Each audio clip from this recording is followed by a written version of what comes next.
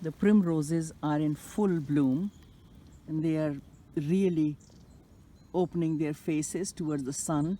You can see the shadow and see where the sun is to the right of the where the faces are, and the little faces are all open, have all turned and looking towards the sun.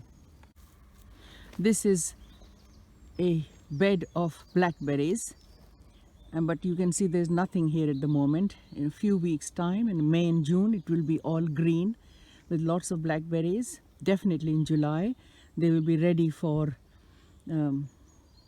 picking, but at the moment these are stinging nettles. They are growing faster than the blackberries. If we don't cut them down, we won't be able to access the blackberries, and they will be, the juicy ones will be in the middle of the patch and we won't be able to get to them. First wood anemones of winter in spring 2021.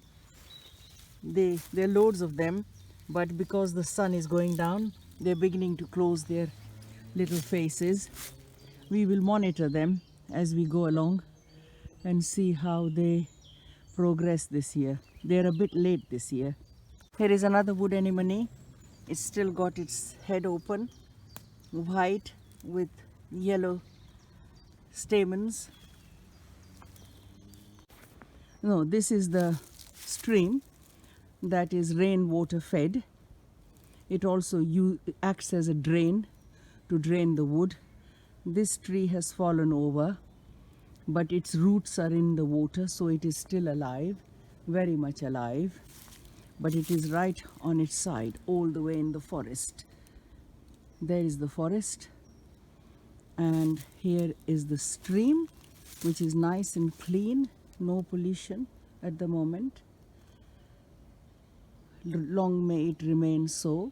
This stream then feeds into the river belt, which then feeds into the river Medway, and we in Medway drink the water after it is cleaned from the river Medway. This is good wood management.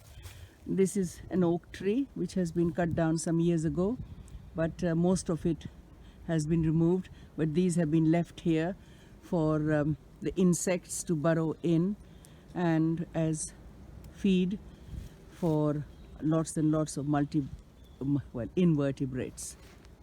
This stream will need cleaning. As you can see, the rainwater has brought down a lot of wood from upstream, and there are dams. These dams have to be cleaned in August, September.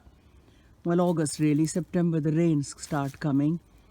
And at the moment the water is flowing, there is no dam, but if there is a dam we would have to clean it even now, though it means you have to put waders on and get into the cold water, but there is no dam. So this is all nice clean water, plenty to drink this year. We don't know what the summer will be, dry, but last year there was plenty of water in the two ponds. The streams were dry. These streams will become dry pretty quickly, by May anyway, June definitely, and August definitely. But at the moment the water is running quite fast. Bracket fungus growing on a dead tree.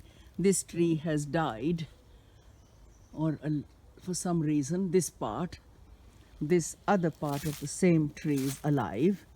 You can see on the top it's alive. There it's alive, but this other branch has died, and bracket fungus is growing on both sides of this tree stump. It's quite and lovely. Something has been, look at the size of that. It's a very good size. You can see the two bracket fungi growing on the same tree. If I put my hand next to the fungus, you can see, I won't touch it. There it is, bracket fungus. Here is another specimen of bracket fungus, and I put my two fingers around there so you can see the size. There they are. That's in the same plane. But again, I must not touch it, whatever I do. Here is a bridge across the stream. You can see it's quite wide, and there's some remains of it, but the culvert is still there. The bridge is gone.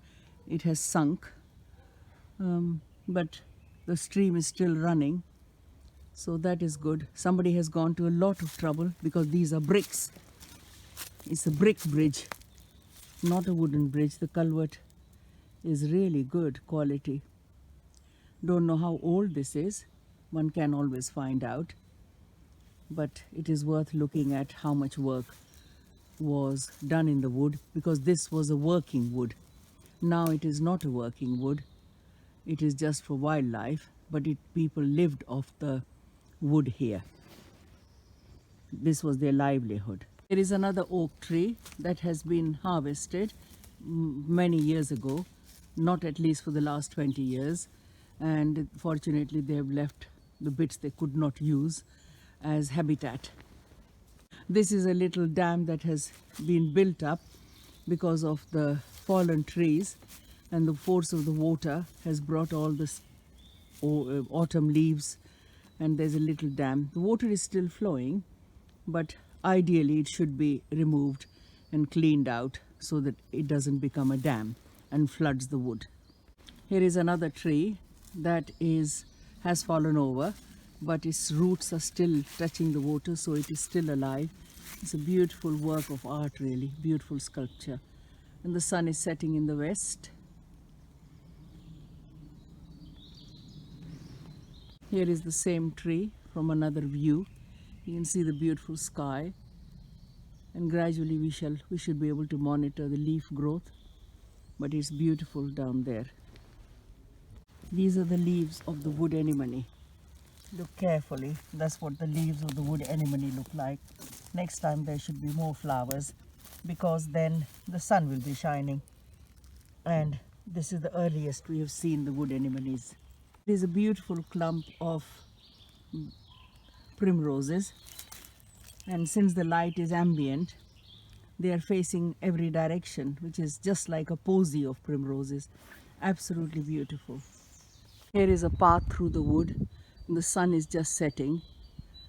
Soon it will be down behind the horizon, and all the little primroses have closed their faces, though they are still facing towards the sun, but they are beginning to close because the light is going very fast.